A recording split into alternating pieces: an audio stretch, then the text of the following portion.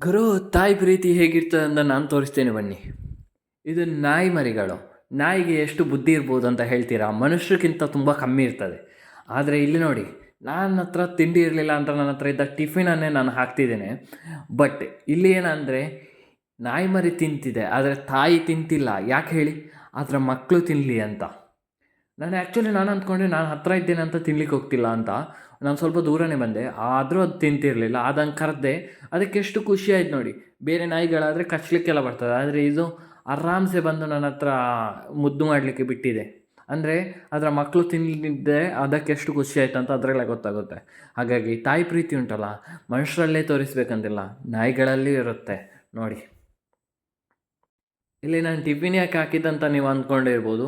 ತುಂಬ ದೂರ ಹೋದರೆ ತುಂಬ ಖರ್ಚಾಗುತ್ತೆ, ಮತ್ತು ಬಿಸ್ಕೆಟಲ್ಲೆಲ್ಲ ಹೊಟ್ಟೆ ಹಸಿವು ಹೋಗಲ್ಲ ಅಂತ ನಾನು ಟಿಫಿನನ್ನೇ ಹಾಕಿದ್ದೇನೆ. ಆದರೆ ಸಹ ಅದು ತಿಂತಾನೆ ಇಲ್ಲ ಗುರು.